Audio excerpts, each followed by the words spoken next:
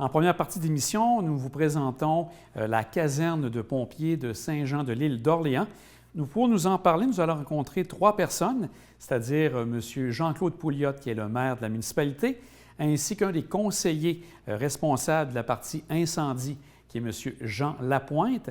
Et pour finir, nous aurons également le directeur du service incendie de la municipalité, M. François Delisle. Je vous dirais depuis 1978 que le corps pompier existe. OK.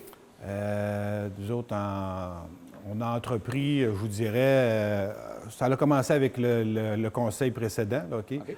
Une conscientisation davantage, OK, de la sécurité des citoyens. On a initié le programme DPR, les premiers répondants. OK?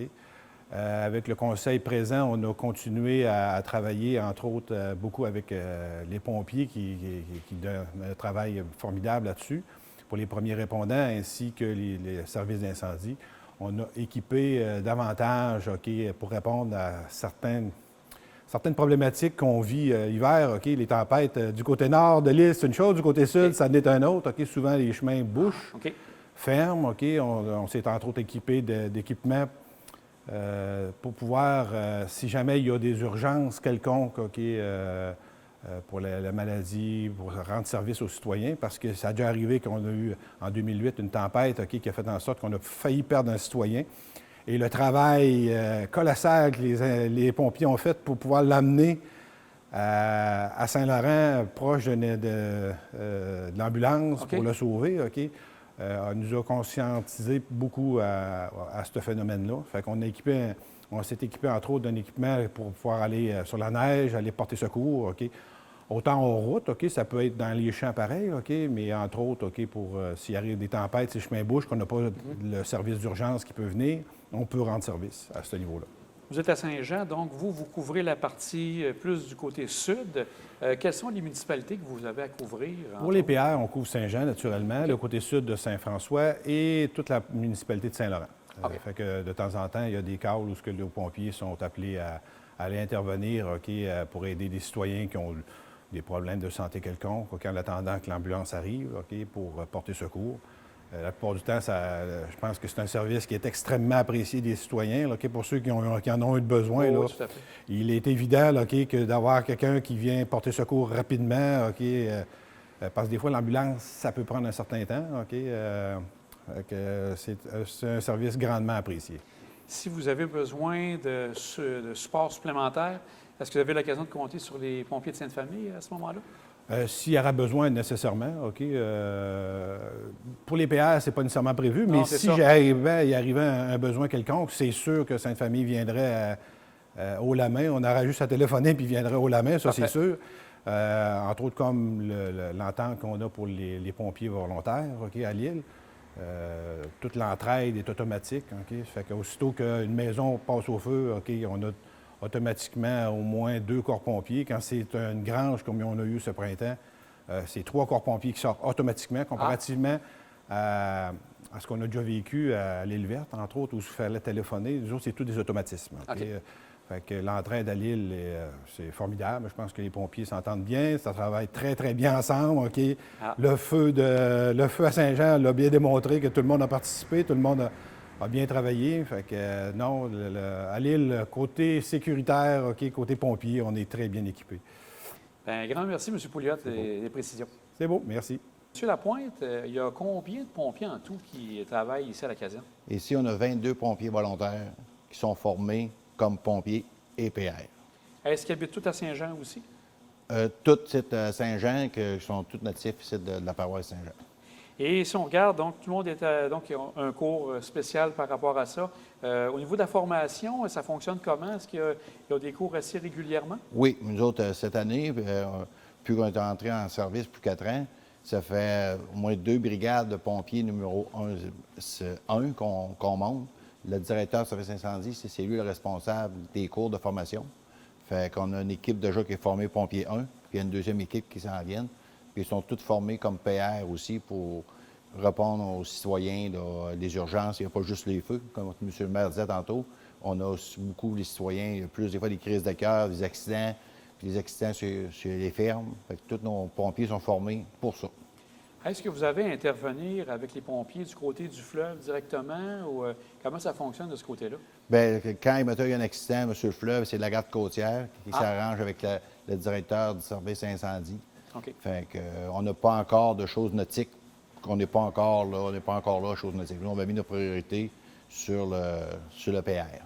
Est-ce que vous faites aussi du sauvetage hors route? Parce que quand même, on pense que l'île, c'est quand même petit quand on la voit tout près, là, quand on la voit en hauteur, mais il y a quand même différents endroits où vous n'êtes pas accessible sur la route. Là. Oui. Comment ça fonctionne? Oui, c'est ça. On fait beaucoup de sauvetage. Bien, quand il y en a des demandes, beaucoup de sauvetage hors route, parce que les dernières années, on s'est équipé, comme M. le maire disait tantôt, d'un côte-à-côte qui sert aussi d'ambulance, mais le côte-à-côte, il sert aussi pour aller dans le hors-route. Puis nos pompiers sont formés pour le hors-route. Puis aussi, bien, s'il y a des accidents sur les fermes, ils sont formés pour les choses agricoles aussi, des actions agricoles. On voit aussi que si on regarde du côté sud, il y a quand même des terrains assez escarpés. Avez-vous tout l'équipement justement pour pouvoir travailler dans des situations comme ça? Oui. Ça, tu es capable de ce côté-là Oui. aussi. Qu'est-ce que vous avez à faire aussi? Parce que ce qui est particulier à Saint-Jean aussi, à un moment donné, on est près de l'église, la route est un petit peu plus étroite. Est-ce qu'il y a des interventions spéciales que vous devez faire dans ce temps-là quand il arrive pour ne pas nuire justement à la circulation? De mémoire, ils n'ont pas beaucoup de place mettons, qui s'est restreint. Il y aura une voie qui va être bloquée, ça c'est certain, par le service incendie. Ils ont appris des nouvelles méthodes aussi de pompage à relais. Fait qu'ils s'en servent beaucoup, fait qu'ils bloquent juste une voie. S'il y aurait une force majeure, il pourrait avoir un détour, mais normalement, ils bloquent juste une voie. Puis en terminant, est-ce que vous avez des contacts avec la Sûreté du Québec pour des fois, quand au niveau de la circulation arrive justement un incendie, arrive un événement important, est-ce que ça, vous avez ces contacts-là Oui, avec la Sûreté du Québec? ils ont les contacts avec la Sûreté du Québec, le directeur, ils ont tous les contacts avec la Sûreté du Québec pour s'ils ont besoin d'eux autres, puis faire la circulation. Normalement, il y a des hommes, des pompiers qui vont en faire en attendant, mais des fois, la Sûreté du Québec vient aussi, s'il y a besoin d'une enquête sur un incendie, bien, la Sûreté du Québec est là pour ça. Merci beaucoup, M. Lapointe. Merci beaucoup. Alors, M. Delisle, ça, ce camion ici, il sert à quoi?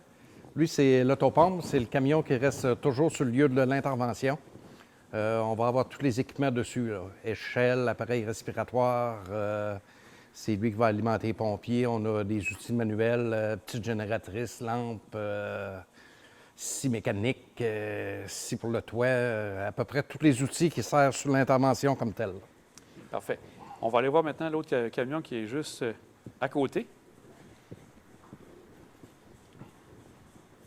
Et ça, ce camion-là, est-ce que c'est votre citerne?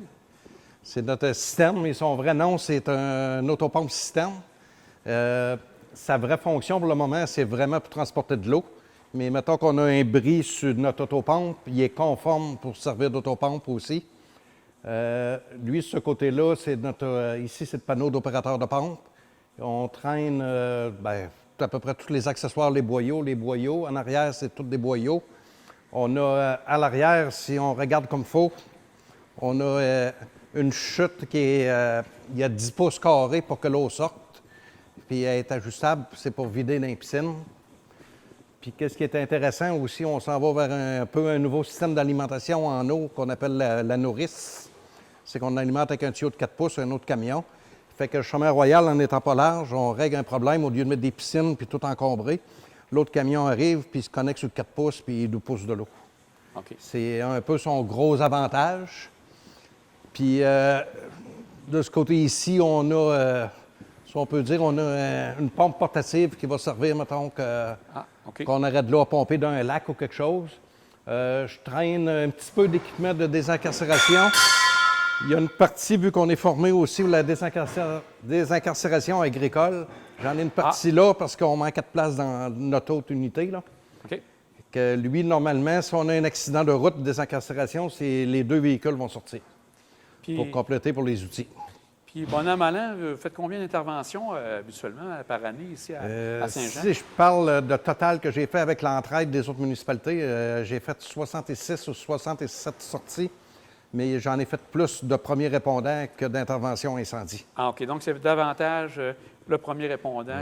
Je dirais pas 75 là, mais mettons, j'ai eu 36-37 sorties pour premiers répondants, là, puis je pense que le monde apprécie ça beaucoup. Puis comme les sauvetages hors route, j'en ai déjà 3 de fait. Le monde on a l'air bien satisfait du service. Là, vous parlez des premiers répondants, juste pour bien s'assurer de, comme vous dites, vous êtes les premiers en arrivant pour aider une personne qui est en difficulté de toutes sortes. Vous êtes en contact à ce moment-là avec les ambulanciers du côté de la Rive-Nord pour qu'ils viennent plus rapidement? Ils vont venir plus rapidement, puis mettons qu'on a un gros cas, quelque chose, là, on va communiquer avec eux autres, puis ils vont accélérer le rythme. Ou si c'est mineur, ils vont venir un petit peu moins rapidement, là, pour pas mettre de vie en danger non plus inutilement. Là. Je comprends. Puis au niveau des pinces, vous parliez justement en agricole. Vous avez aussi le même genre de pinces pour les accidents, pour l'automobile aussi. Oui. Puis j'aimerais ça regarder aussi, vous parliez tantôt de votre service hors route. Oui. Donc, on pourra regarder de ce côté-là. OK. Et M. Delisle, tantôt, M. le maire parlait des services qui se font parce que la route, bien qu'elle est bloquée souvent, donc vous avez ce type d'équipement-là pour le service hors route quand il y a trop de neige, mais aussi pour aller sur les terres à l'île, c'est ça? Oui. Lui, ça fait à peu près 2 ans qu'on l'a, puis on a déjà 2-3 interventions faites avec.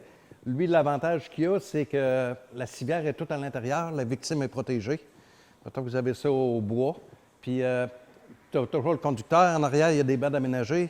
Il y a 2 personnes qui peuvent s'occuper de prodiguer les soins en s'en venant. Belle machine, belle acquisition, honnêtement. Puis, équipé de même, ça va à peu près partout, là. C'est merveilleux. Au niveau des interventions, quand les pompiers sont appelés à venir pour un incendie, est-ce qu'ils doivent arrêter ici à la station ou ils se rendent au feu à ce moment-là? Moi, je préfère que la majorité des pompiers viennent ici. Je préfère. La vraie raison, c'est que c'est pour être sûr que les véhicules partent pour une intervention. OK. Parce que la communication, on a des radios, mais c'est pas tous les pompiers qui en ont. Puis idéalement, c'est ça. Puis c'est comme je parlais tantôt avec l'autopompe. Ça permet qu'ils peuvent mettre leur appareil respiratoire en route. Puis c'est toujours des pompiers, on parle plus de minutes, à ce temps, on parle de secondes à sauver. Oui, je comprends. Et donc, là, c'est rendu ici, juste avant de partir rapidement. Là, vous dispatchez votre monde, puis là, vous partez. On dispatche, oui. On va excellent. Merci.